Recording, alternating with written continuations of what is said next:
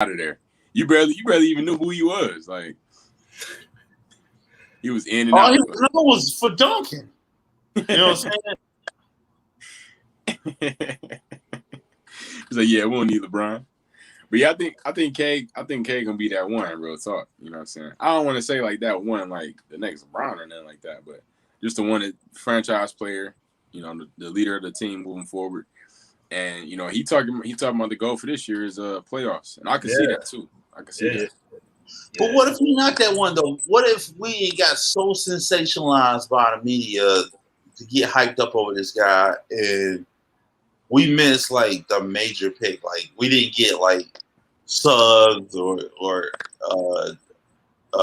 Jalen Green. Jalen Green can jump out the jump. Yeah. You know what I'm saying?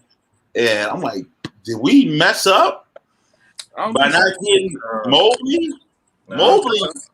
Plus is like K feels like he wants to be here and like wants to stay too. Like Green, just like the way he dressed that draft night, he's gone in 3 years. Yeah. Mobley with the USC, so like he's going back to Cali as soon as he can do it too. Right. But he's gonna do a couple years, do his rookie contract. You're right. Yeah. But K had like the buffs and stuff, so I'm like, all right, cool. He might be down for a long term. Yeah, he embraced the culture, and that's what I mean. Like we need that type of franchise player that wants to embrace the culture, that wants to embrace Detroit, and the grind that comes with it, especially where the team is. You know, not being in the playoffs, you know, having a young core. Everybody don't want to take that responsibility, but he's seen for it. And he had the buffs in the draft night. He put the buffs out. He's like, Detroit, I'm all the way in. Let's do it. I said, hey. Oh, the glasses. Yeah. You don't need to impress us. You just have to give us up. I mean, he solidified at this point. You feel me? Once you y'all saw that meme. As soon as he miss a free throw, they're gonna snatch them buffs back. like we should have snatched Drummond buffs as soon as he put the ball. Right, yeah. Well, see, that's the problem though, man. That's the problem. As quick as we give it, quick if we take it away. That's Detroit for you though, man. Mm-hmm. We love hard, but just as hard as we love. If you do something that we don't like, it's gonna be the opposite of that love in the same strength. We hungry, man. We hungry. It's our time, man. At least we get another face. We get another franchise face. And I've been saying it to y'all. We need franchise face. We do. And hopefully this guy does it, man. I think within the next like 5 to 6, 7, 8 years, we can win a championship. I think, like when these upper echelon players retire, like when KD, LeBron, you know, Russ, when all them retire, type deal, and the league is shifting over. At that time, we'll be like, it's about time KD retired too. This nigga lost his hair. You know what I'm saying? It's time for him to go. LeBron spray painting hair and shit. You gotta go. Hey, his game's still there though. Yeah, man. Yeah. Plus the fact that Trae Young got this far in year 3. I mean, that gives me hope. Yeah, you have to look at that turnaround. Yeah, I thought it was 2 for Trae. So yeah, that's and years go by quick, especially NBA years. You know what I'm saying? So you know, it's already been two NBA seasons since COVID came. So you feel me? So that's what I'm saying. You give us about 7 years. You feel me? We'll be in the mix. He ain't gonna be here that long. You talking 7 years, bro? They gotta improve now. Oh, they gonna improve. I'm talking about championship. I'm talking about. Yeah, that's what I'm saying. Listen to my timetable, and then I'm gonna turn where Jake can go ahead. I think 2 to 3 years, like he said with Atlanta, they gotta improve to a point where they first, second round contenders. Okay. That means they gotta get rid of everybody except the young boy. Right. Everybody gotta go. Everybody, y'all gotta go. You got a good core. We have a real good young core. Yes. Sadiq Bey, Isaiah Stewart, Jeremy Grant, Cade Cunningham, and then Hayes. Boom. You keep trying to put Hayes in this shit. Hayes didn't do shit. And he got injured. Let's see what he do this year. Nothing. He gonna be off the bench. Remember, they got the same position. You're right. I would definitely bring Hayes off the bench, and that's where he'll play a nice role at. Boom. That They push me just in my gotta book. jump in for the last 3 minutes. Oh, Yeah, man. I've been listening. I've been listening for like good segues. Like, you know what? Wait, is that a good? Nope. Is that a good? Nope. Speaking of coming off the bench, man, Coming up, yeah. I know that bit. I was about to say that one, but you know what I'm saying? You know, you know who's never on the bench? Always the starting five or actually starting four. You know, mask off. We in the building. Episode 67. Get it from the mud. I'm your host, Mask Off Jake. Right up under me, the homie Big Tone. What up, though? A lot of energy, man, and I love it. I love it. I am tired as fuck, but we're gonna do this shit, man. We getting it from the mud tonight. Episode 67. Holla at your boy. For sure, bro. Right next to my homie Tone, it's the young bull. I said, wait, let me say that again. It sounded like I said a young bull. Young bull. It did. Sounded weird. My homie Malachi, what up, though? What up, though? I love the energy, Jake. I'm rocking with it. Let's get it. I'm in the building, you feel me? Learning how to get it out the mud in real life, you know what I'm saying? Through all obstacles, keep it moving. For sure. Yo, hey Jake, he looked like he on that young sex appeal shit tonight. See my chest poking and everything. He feeling himself after that open mic on Monday. Oh yeah. Jake been pushing me, man. Me and Jake went to the open mic. Got on stage, man. It's been a while. And ironically, the last time I went to do a comedy set, the guy that hosted was the feature when I went back Monday. So that's how God do things, man. He line things up. You know what I'm saying? Mm-hmm. When you take a break, he'll show you your purpose and show you what you're supposed to be doing if you just get through that fear and keep moving. So shout out to Jake, man, for pushing me, holding me accountable. I told him I was gonna pull up Monday. He called me Monday, like, you still pulling up? I was like, man. Yeah.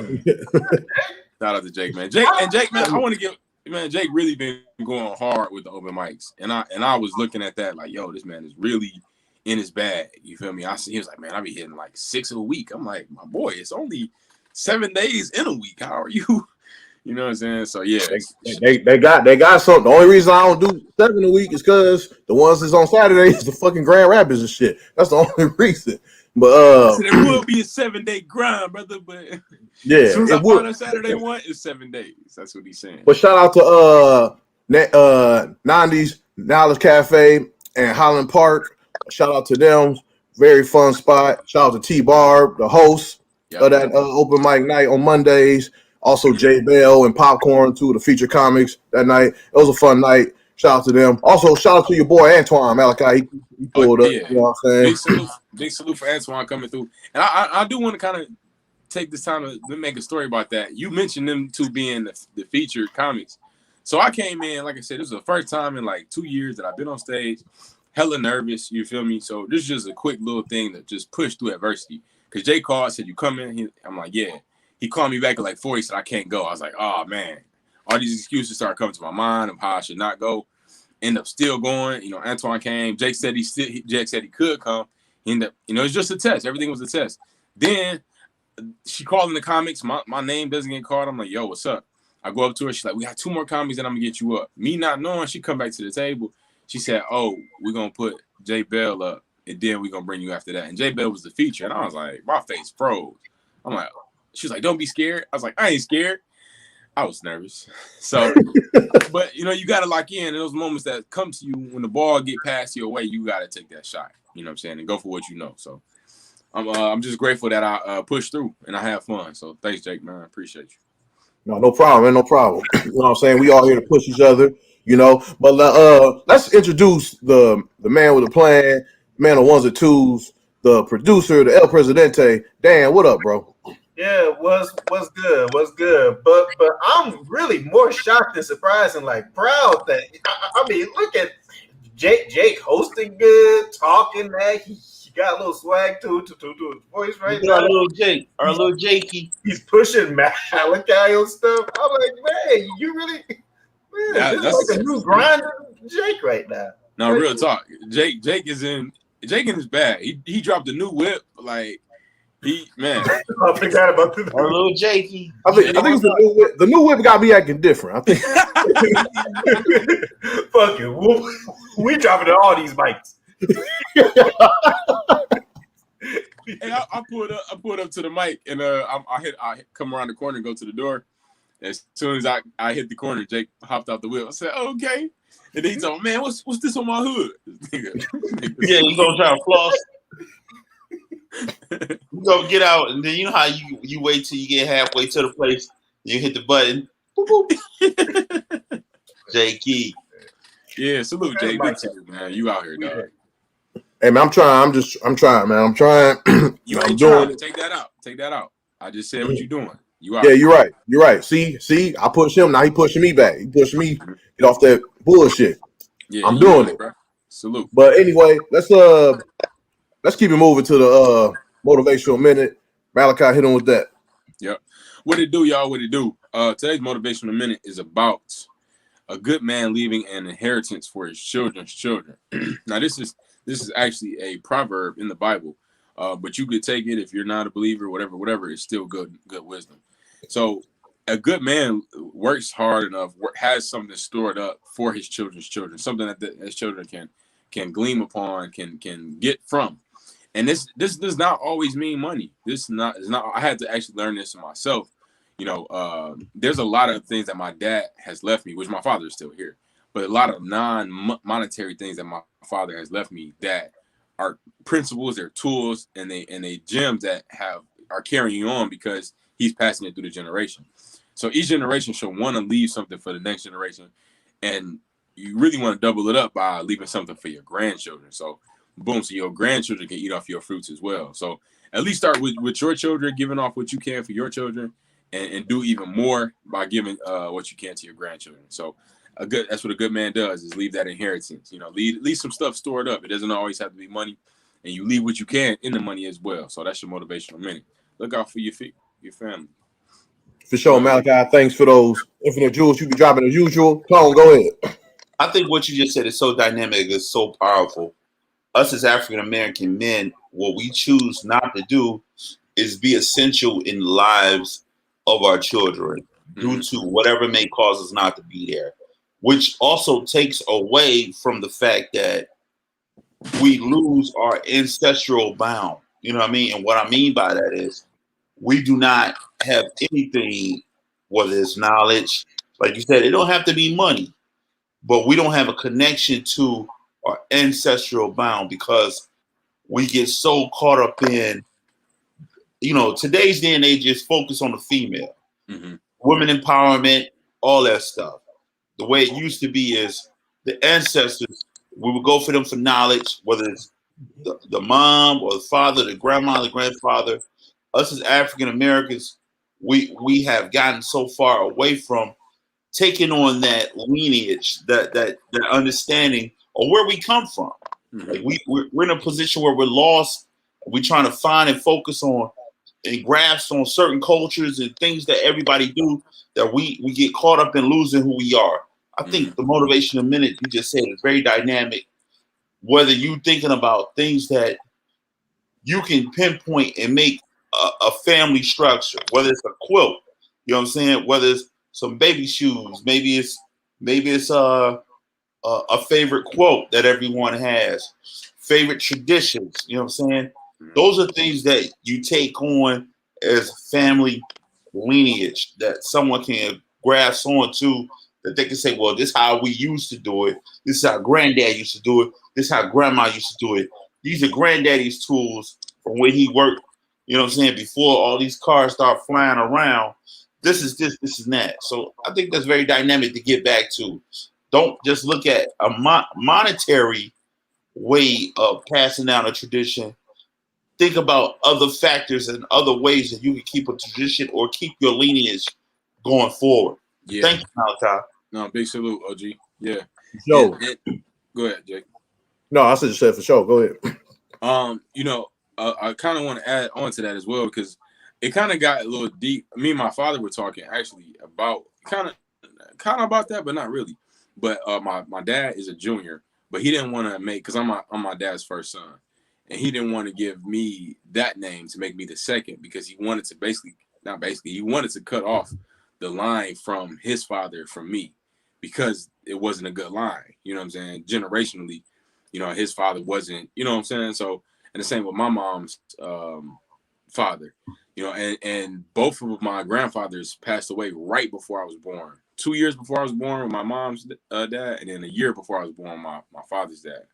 And my father waited a long time to have children. He was 39 when he had me. So just the fact of, you know, that lineage being broken, you know, we didn't even had that connection with my grandfathers. And it's a spiritual thing because it almost didn't need to happen, you know, because my dad was able to give generationally what I needed to start that new line. And so my dad gave both myself and my brother pieces of him by giving us, he gave both our middle names are my father's first and middle name. So creating that new line, creating that new lineage, you know, it's important. And I appreciate my father's wisdom of intentionally cutting off that line so that he not continuing from his dad. I'm glad I'm not the third. You feel me? And it'd been okay if everybody's straight, but you know, you pretty much everybody's gonna be the same. You know what I'm saying? Especially when you do it like that. So switching it up generationally, man, I'm grateful for it. So yeah, man. So plus is like one thing that you talked about too is that you don't need to pass down something like you don't need to pass down like a thing. It could be traits or like not even like born with traits, but just like a mindset or just like this is how we do things here. So like you're a Jackson, so like you do things like this, right? Which is constantly, which that skill is something that can compound like down the bloodline too. So it's just making sure that like you grow up with a sort of like with something with some type of skill and not like a you know how to fix stuff, but that could be it too, where it's like each where like each like dad or group teach their son something, but it could be like this is how we do things and this is how you should live your life. Right, the principles, yeah. I just thought of Montel Jordan. This is how we do it when you said that, you know. This is how we do it. It's Friday night. I'm sorry. Sorry. You said what? I like the keys on my truck. Oh shit! But thank you, Malachi, for that motivational minute for them jewels. Let's hit the comments right now, man. Let's hit the comments. Yep. What we got, fellas? I got the Facebook chat open, popping. We got some popping good in here. Why this boy? I had it up.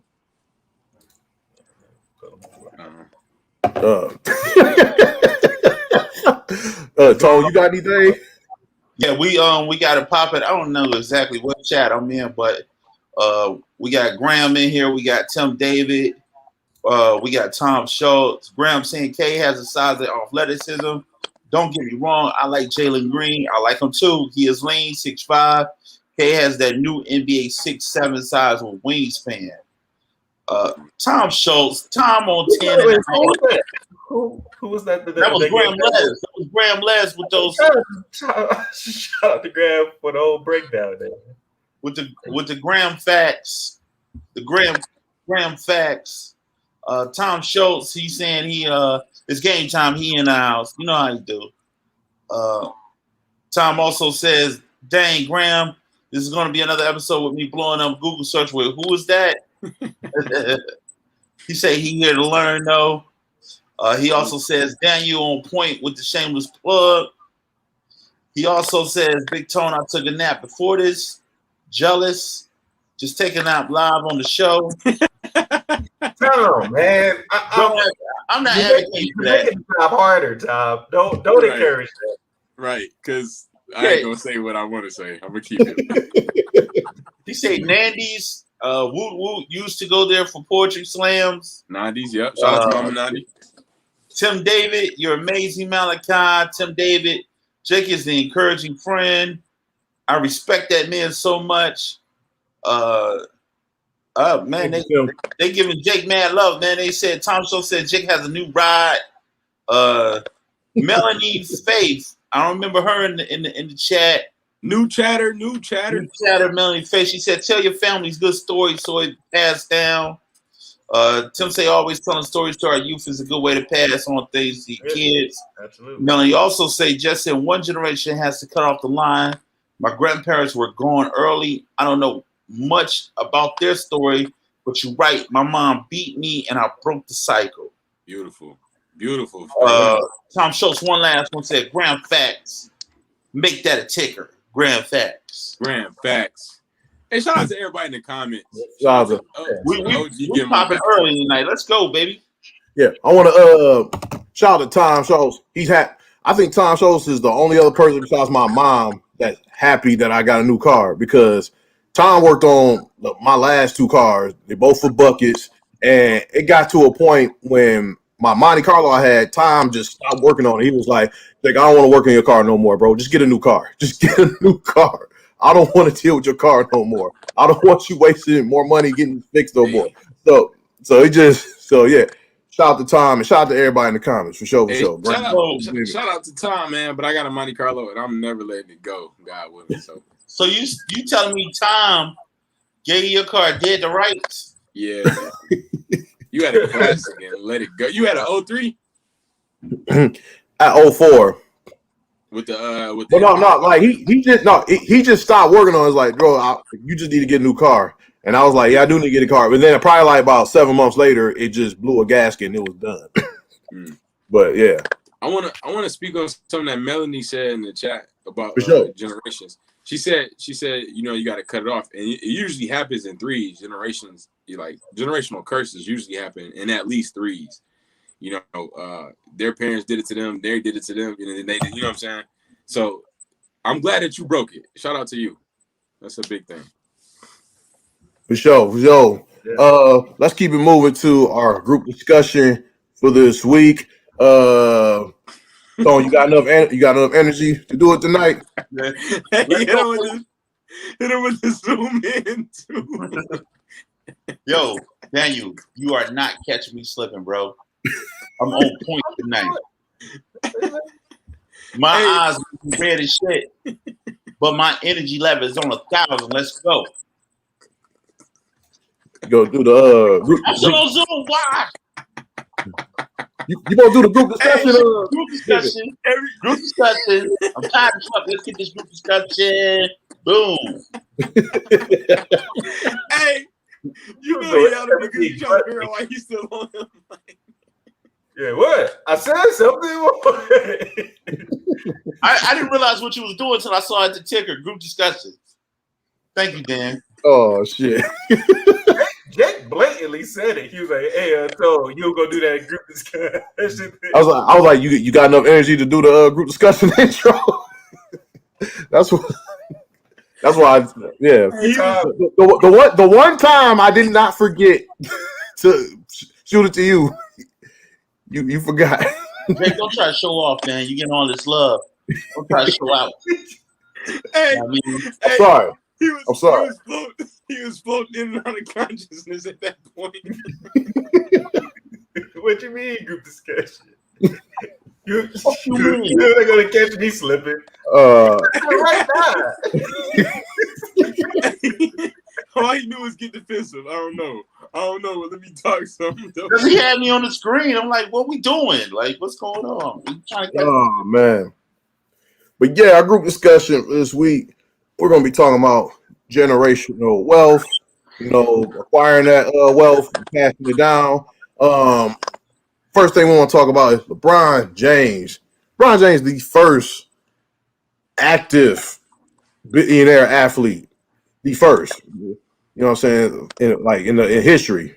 You know what I'm saying? Only other NBA player to be a billionaire is Michael Jordan, but he did it way after his retirement. Yeah. So this is dope. I especially love this because I remember we talked to bringing up that in an episode like months ago when we talked about how there's not that many black billionaires. There's only like 7 in the United States. I think 13 or 14 worldwide. And now that LeBron is one, you can add like that's 8 in the United States. So this is fucking dope. Malachi, shoot this to you first, homie. What's up? Yep. So first, active player. He earned a little over $330 million in his from actually playing, and over 700 in endorsement deals, including Nike. LeBron is with a lot of get a lot of endorsement deals, and he also has a lot of partnerships. He gets like over 100 million in partnerships, which is businesses, and it's kind of like endorsements at the same time. But you know the partnerships like Blaze Pizza, AT&T, things like that. So he's doing a lot in these different arenas. And the biggest thing I want to point out is that I don't want to say only, like 300 million is not an only number, but you know, just looking at it proportionally, you know, less than half of his money comes from playing. So it shows you that you take this platform, you take this clout, for lack of a better term, or you know, you take this fame and he's monetizing on his whole brand. You know, if he just stopped at basketball, it would have just ended there. He would have had like, you know, 500 mil, something like that. But with the endorsements, with these partnerships, you're getting them over the top. Tone. One of the beautiful things that a lot of people don't talk about is how he kind of, I kind of say low key start being a part of other sports franchise. Like he became part of the football, soccer world. Soccer, yeah. You know what I mean? It became Liverpool. Mm-hmm. It became a stakeholder in that, a partial owner in that. You know, early while he was still with Cleveland. Mm-hmm. You know what I'm saying? So shout out to his team, Rich Paul, which is his homie. He helped bring up, and that takes a lot too, man. When you believe not only just in yourself, but the group of people that's around you. Yeah. You know what I'm saying? And that's what it's about, man. It's about coming up, getting from the mud with not only yourself, but with the people around you to help be successful, man. Mm-hmm. He knew what he was, which is he was a vessel for his particular group, and he utilized that to make sure everybody around him helped get up there too, man. That's one of the beautiful things people don't talk about with LeBron, man. Yeah. You know what I mean? Yeah, he has a stake in the Red Sox too with that same group. And I forgot about that. He did that a couple years ago. Yeah, it's that same Fenway group that they own. Okay. They own both teams. It was but to that last point, Tom made. All right, so I'm like a lifelong. I don't like LeBron on the court, but outside of this, like LeBron in his first year, when he got to the league, he like declared this, and I thought it was the wildest thing I heard. Well, what was it not? 18 years ago, like he came from high school. He had those 4 friends, and he said that I'm gonna do this. Like I'm gonna earn this amount before I'm done. And it was just like he said $1 billion. Yeah, like he straight up said it, which to me, basketball fan wise, basketball fan wise was like me saying, okay, man, now you haven't stepped onto the court at all. You talking about this, but like win some games first, win a championship first. But now looking at it now, it is crazy that this is a kid straight from high school. I don't know, like Bron's background is like dirt poor, like type stuff. Like he constantly had to move around as a kid. Yeah. He had to do all sorts of stuff. Yeah. And he just kind of willed himself to this point. So like you just have to respect that. Yeah, Tom? Absolutely. I was gonna say, man, I have a conspiracy theory about him, of Sean Kemp and Greg Oden. I think Sean Kemp's father a lot of these guys, and LeBron is one of them. But if we talking about generational wealth, man, you got to coincide that to what we do every day and how he's a motivational factor to what we see every day. You know, and you think about what's in our neighborhoods, man, whether it's Brightmoor or the east side of Detroit. I grew up on the east side of Detroit myself, and it's so disheartening to come back to see that we as a community didn't invest in us when I was growing up because of the crack epidemic or whatever epidemic. I just remember we used to have block captains. We had strong communities where everybody was at one with each other. Mm-hmm. What took that away is something we don't never talk about. You know what I'm saying? When you start fucking up the family structure in the village community, you start getting a lot of, well, don't say shit to my kid. Don't say shit to this. Or don't do that. Don't do that. You start closing off and start making everything inside your house instead of the community coming together and being strong. That's what I was one of the last generations that grew up in that environment where the block took care of the neighborhood. You know what I'm saying? Where you having Miss Hope, Miss Jenkins, Miss Johnson, Mr. Brown, Mr. Mack, all these figures that's in the community see you as a kid and watch what you do and work as a unit to make sure you get steered in the right direction. Mm-hmm. And a lot of that got taken away due to the crack epidemic, man. And when it comes to generational wealth, that's part of our community. That's part of our wealth. Keeping a family, village, nucleus together. Yeah. And I'm a strong believer with the crack epidemic, that knocked out a lot of it. Yeah, that and a shitload of things contribute to knocking that out. That was probably like the latest thing. Well, I won't say latest, but the latest big thing that fucked us all up. But it was a number of things and up to the crack epidemic, like from black holes to Jim Crow to a lot of shit, a lot of fucked up ass shit. But when you talk about that though, still in our communities, we were still tight knit. You know what I'm saying? Yeah. At these codes, it didn't matter. When we was in our communities with each other, we still had each other. You know what I'm saying? I see your point. That's you know good. What I'm saying? Yeah. I wasn't taken away from that and nothing like that. But I get what you're saying, bro. I mean, but to Jake's point too. My bad, Jake. But that's true too. But what do you do when they just come through and completely destroy where you live? Like they ran highways across like black spots like off the U.S. So it's like once they get rid of that core, like you don't have that place no more. Yeah. So like constantly trying to rebuild it is a hard thing to do. Yeah, it's so hard to do that nowadays. Like I said, after this last wave with the crack epidemic, we just can't, because we got into a point where is you worry about yours and I'm gonna worry about what's in mine. Yeah, you know what I'm saying? Like you got older people scared to even come out the house because they scared of the new generation. They are. You know what I'm saying? So I mean, we lose a lot of that knowledge that you get from a community because it's not getting passed down the way it used to get passed down. It created a huge divide, like especially between the old school and new school, like everything. Like they just it did. And it's almost like we had harder obstacles to go through back then as far as keeping the family together.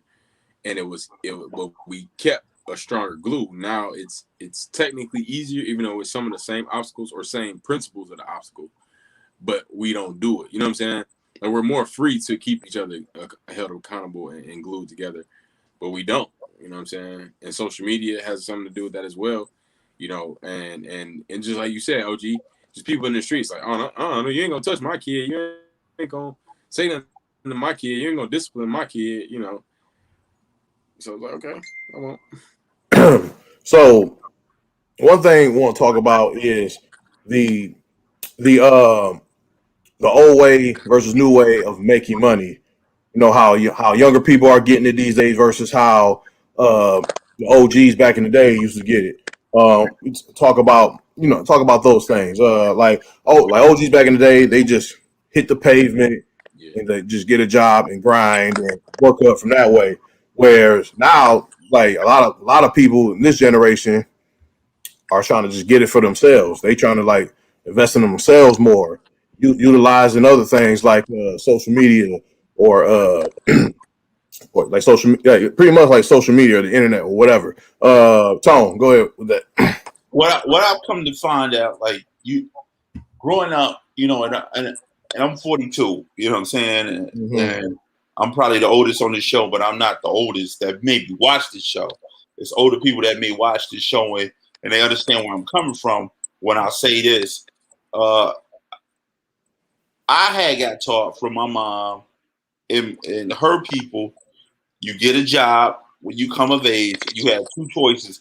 Either you get a job, you graduate from high school, get a job, or you go to the military. Those were your main two options. Or or you go to college. Those are the three main options.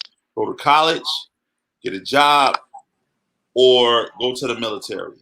Because they thinking about what type of money you'll get from that. You know what I'm saying? You'll get some type of GI Bill or whatever the case may be, some type of scholarship, or you know what I'm saying?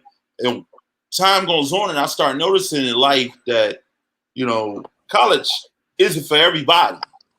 You got this generation today with social media and they got different types of ways of making money.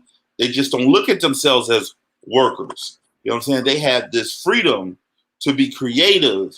And you can go on something like we're on right now, a platform, and create your own viewpoint and get a following and get likes and do whatever you want to do. You know what I'm saying? So there's a different dynamic when it comes to how money is made nowadays. And between the old school and the new school, it's a lack of respect.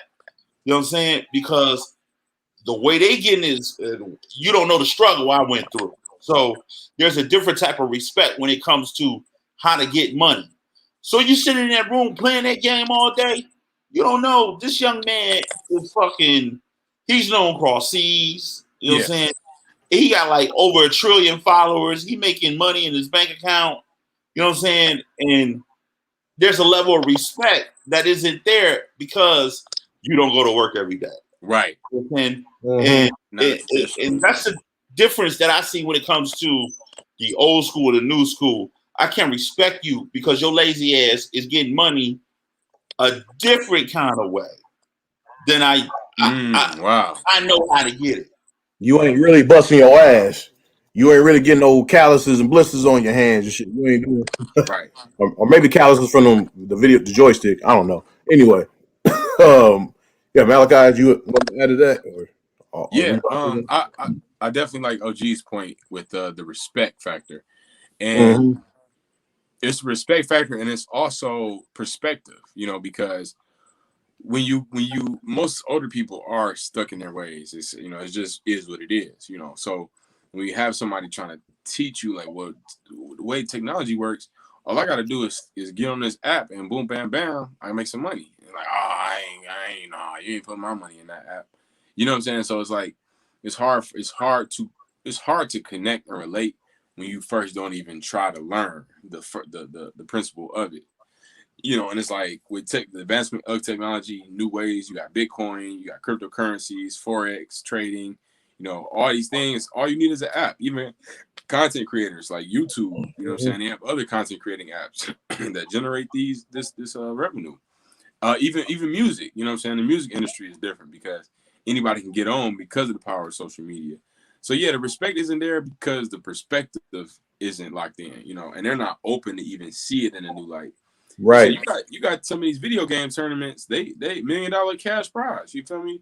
Even if the person isn't making millions, they're still, respectable amount of income that's coming in that can support a man. You feel me? Off these sites, these video games and all this. So I think the respect isn't there because the perspective isn't there. Just like for to add to the lack of respect point, like I've been doing for the last 3 months, I've been doing like Instacart, Uber Eats, and making pretty much like making a living like just like a regular job. and it is like a real job. But my mom, she constantly keep telling me like, you need to get a real job with a 401k or benefits or whatever, you know. And I'm like, it is a real job. It is a real job.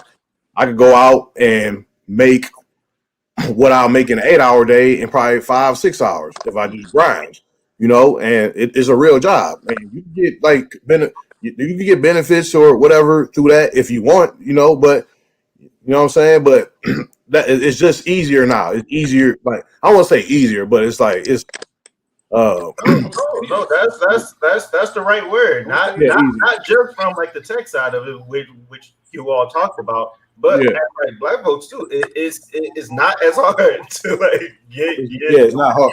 now. Like Systematically, it's not. you're not completely as blackballed as you were before trying to Right. get jobs like that. Going into like your own working like your own content and stuff, you can build that and like not deal with those roadblocks as much. And then like on like the corporate side too, is like you're not completely blackballed out now, Right.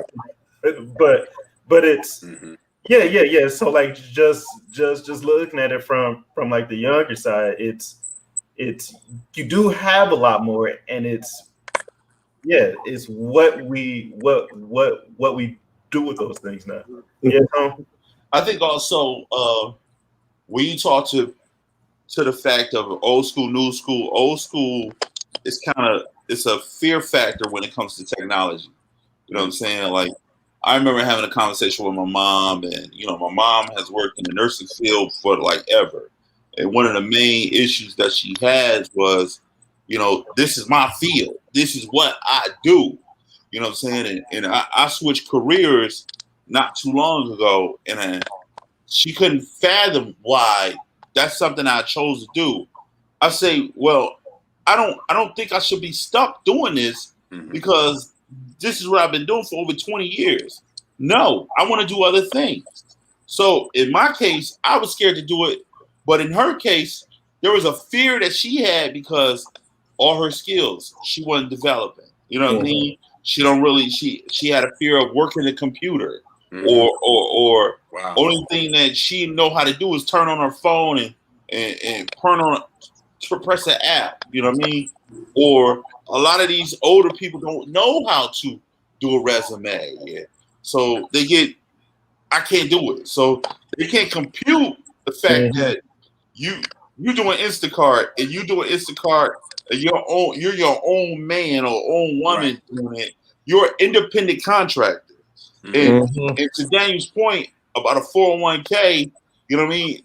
That's stability in their minds. Oh, I got stability because I got a 401k, or you know what I'm saying, I got dental, I'm doing this. Instead of, well, I can grind and I can get that on my own. You know what I mean? Or I can use the government for their benefits and still be able to be an independent contractor.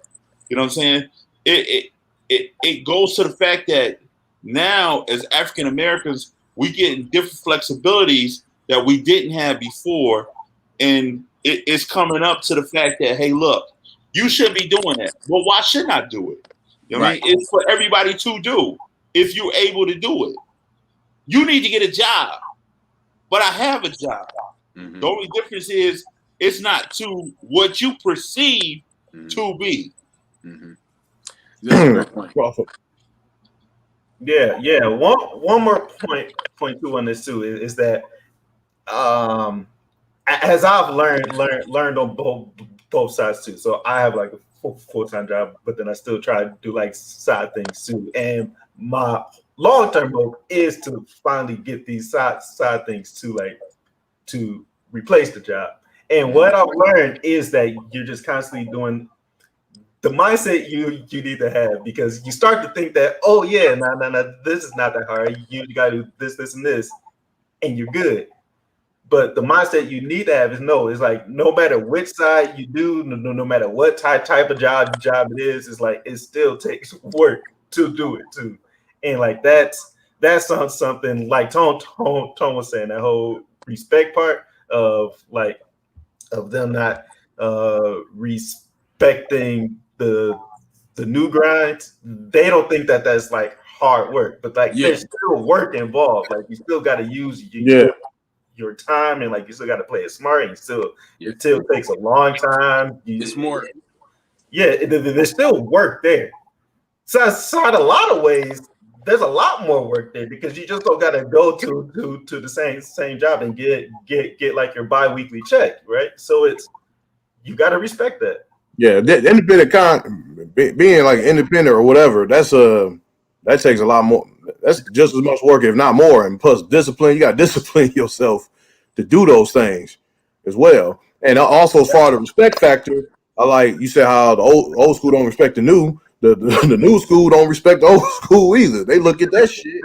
They look at that shit like, well, I'm gonna get 20, 30 years of this company, and as soon as I get hurt, they gonna be like, fuck you, we replace you with somebody else or whatever. Like why I'm gonna get 20, 30 years to a corporation that they when I'm just a stat to you. I'm just a number. When I was just a number to them. You know what I'm saying? They don't respect that old school way either because that's played out. And then like ain't Social Security gonna run out or it's about to run out or whatever the fuck, I don't know. But new school don't there's lack of respect on both ends. Yeah. So, but let's I mean, we already talked about we touched on how blacks are about how blacks been held back for generations. The wealth gap. We touched on that a little bit more.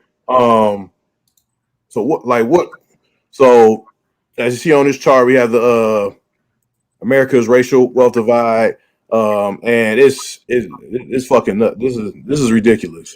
This is crazy. But this chart it says 141,000. And wait, is that million? Yeah, that's a bad zero there. I don't know why. I don't know, man. 144,000 million. You know, not million. 144,000, 9,000. I was just about to say that 9,000. We all see why I ain't got no money. We see why. No, that ain't how money work. Gotta drop that comma back one time. Yeah, but it's pretty much showing what white households bring in versus what Hispanics and blacks bring in, and this is crazy. Which is why like building wealth, generating wealth is so much important in communities with people of color, the black community, especially the black community, because we have nothing to get. Like we have nothing to give. Like our offspring and our next generation, we don't have anything. You know what I'm saying? And that's go back to when Tone says how we lost the community and everything. Like it's got to start with us. It got to start with us making smarter decisions with our money. Also, coming back, learn to trust our brothers and sisters, trust one another again. You know what I'm saying? That whole saying of like takes a village to raise a child and everything. We got to embrace that again.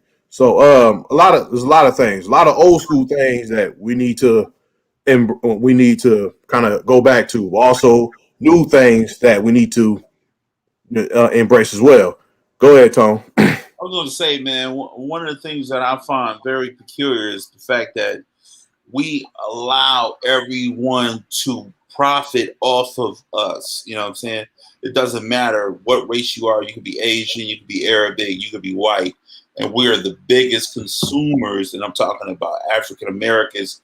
And the problem that we have nowadays is the fact that we are very third eye when it comes to looking at things from a perspective of, okay, this is a brother, he got a reputable business. Let me try to support him. You start looking at price and say, come on, man.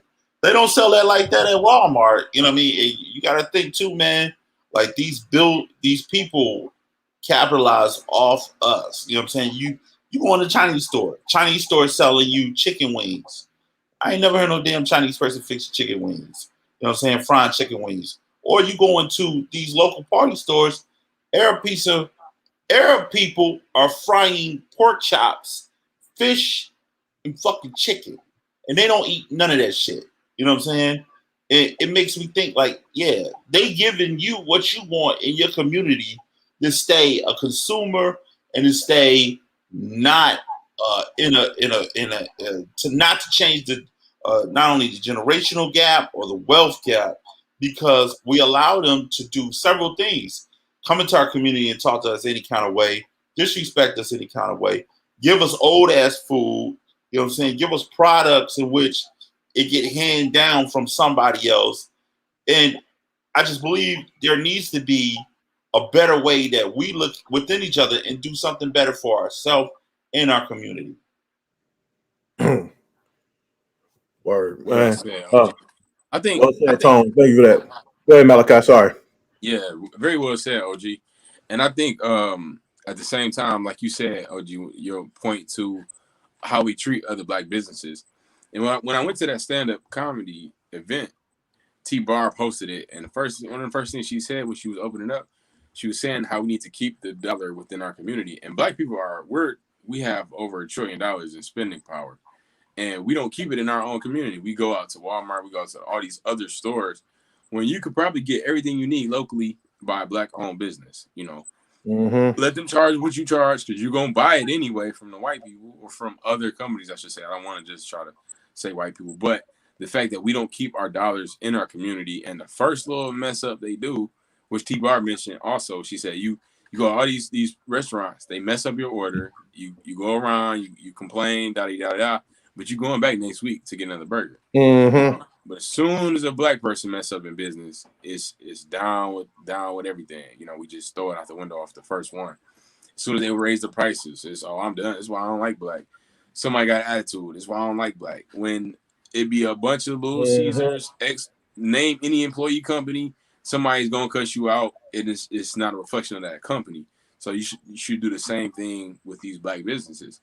You know, so we're not held to the same standard. We don't keep our dollars within our community, and that's an issue. That's a major issue. If I get $1, I should be handing it and recycling it through our community, and that's one of our biggest downfalls. Why we can't get over the hump, as well as systematically. Like that chart that Daniel pulled up, that shows the disparity right there. You know, that's 10 times as more wealthy than us. You know, off statistics. So of course it'll be harder. Yeah. Just to both of those points. Your first one is like this tying it back to what we were talking about at the start of this. It's like those are like the type of principles and the type of traits and the type of things that you can pass down, like who to shop with and who you want, and respecting your like your communities, like wealth, and trying to help out your the folks that you live with. So like those are like those type of traits that you can pass down and slowly grow it.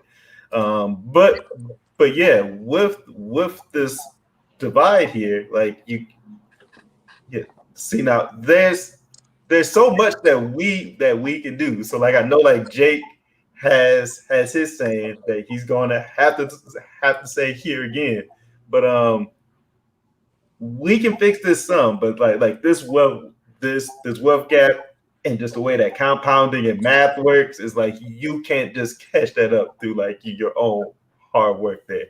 So they're gonna have to run that check, right, Jake? Yeah. and to that point, you know, motherfucking money. And I said this before on the show, but you know I'm gonna say it again. I didn't really see reparations was an afterthought to me. I'm like, you know, we got to get it ourselves.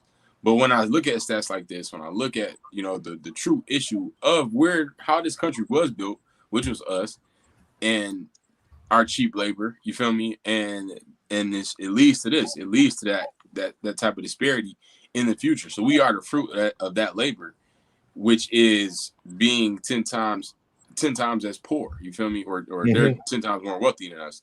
So there needs to run that check. Let's even this out. Let's even out the playing field just a little bit. Because what there's really not enough money they can hand out to make it even. It's not. Yeah, So no. You need both, but you both, yeah. You need to do that too. Yeah, you need to run us a check, give us our motherfucking money. One more thing before we hit the comments. One great reason is like when I did my segment I do for the culture, and I bring up these like black businesses and like some of these black clothing lines or whatever. You know what I'm saying? I ain't trying to bring up no bullshit, but it's like I said, like spend money with us. We like give money back to the community, give money to us. Like Dan said, like we need every little bit helps. We need the check, but we also need to spend more wisely. Give money back to the black dollar. Stop giving money to Gucci and Louis Vuitton and shit. And like buy some, like, you know what I'm saying? Support Wear a D up. Support Cross Color. They got a dope line. Support some other black businesses in the city. You know what I'm saying? Like give like spend your black dollars on black businesses. You know what I'm saying? So yeah. But that does it for the group discussion for this week. Let's hit the comments, guys. Malachi, you got anything? Yep. I got Tom Schultz is in the building. He said, speaking to Malachi was talking about with passion down wealth and Big Tone about community. Having community to help pass down knowledge about things is important. It's like what the heck is a Roth IRA, 401k, or pension? Exactly. What is that? Melanie Faith said, I'm disabled and can't survive on Social Security. Peace and love. Of things that we need. Things that we need to restore. Oh, peace and love. Right, exactly. He said, Tim Davis said, was Kip Fowler sponsoring it? I don't know who that is. Tom also said this convo has me thinking about a book, the book Color of Law about real estate. Redlining. Thank you. Redlining. In particular, the theme of right privilege is wealth privilege. Oh, go Tom. Yeah, that's a good book. I gave my dad that book for Christmas. Oh yeah? I'm gonna have to check that book out. The book Color of Law about real estate redlining. That's what I see here. I don't know if you guys see any more of that. For some reason, to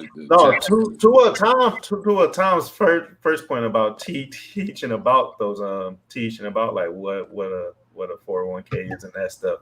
Like that's what the rich do. Like they teach their kids like that how to make a deal. Yeah. And it goes to how much knowledge you want to intake, because you can only pass off the knowledge that you know. Yeah. You know, so right now, our generations, we don't take the time to go the extra step to learn about these things, to get these tools so that we can pass them down. Like you only pass down a principle or a tool or a nugget that you first have known. You know what I'm saying? These gems of the week come from stuff that I've either experienced or know about, you know? Yeah. So it's like without that experience, without that knowledge, you can't pass it on. So it does start with us, but they need to also do their part, cut that check.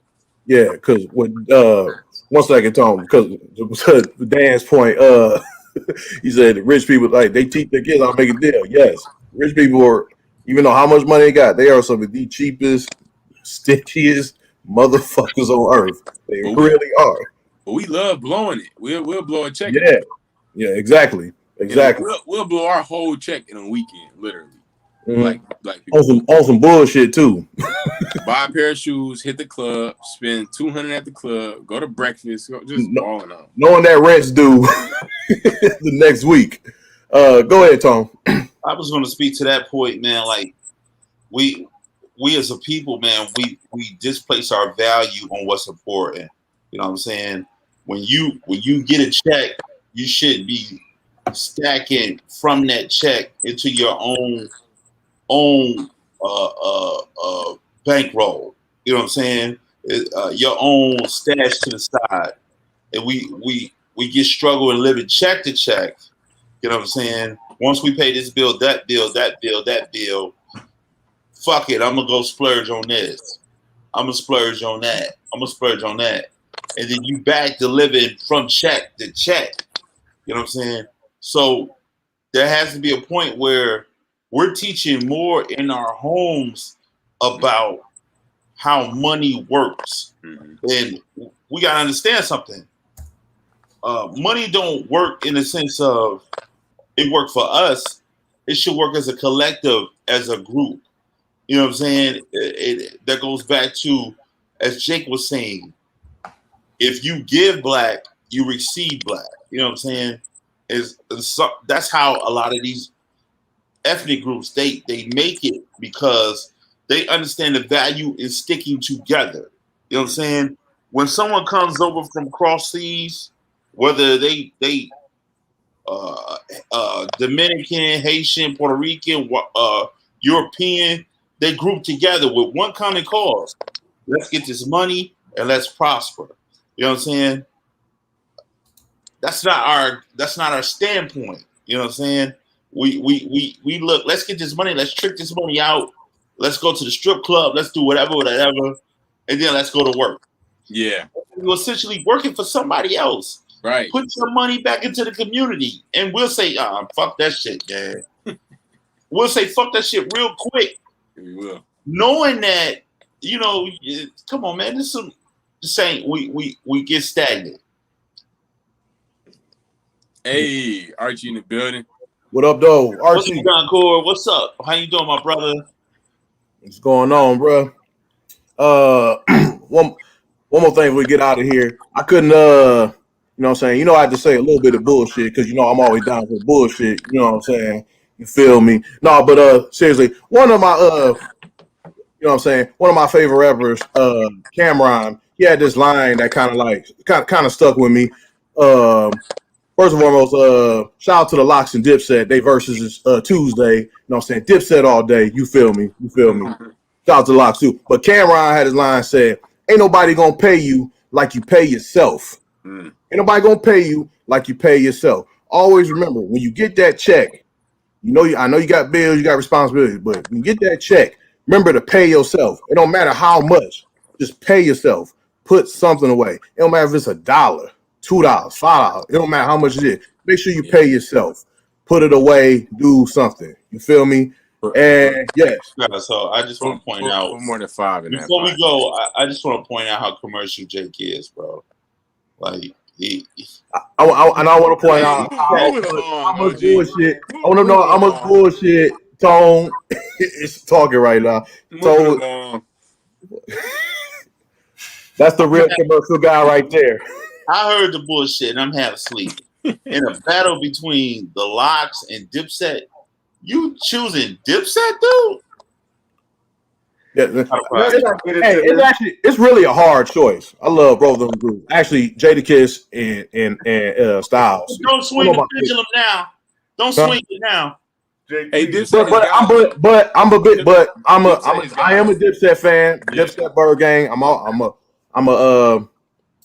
I listen to them more than I listen to Locks, but I do love the Locks. It's very hard, bro. But I don't know, man. Locks got a lot of classics. They do. But I'm Dipset all day. Fuck it. Fuck you, Tone. I ain't commercial. Fuck out of here with that bullshit. Yes, that does it for episode 67. Get it from the mud. Any other bullshit you want to say about me, Tone? Double fucks you. Yeah. I just want to leave on a note of getting from the mud. It can be mean so many different variables, man. But mainly, when it comes to this episode, what we want to take from it is we have to do better, whether it's community-based, whether it's faith-based, whatever it is.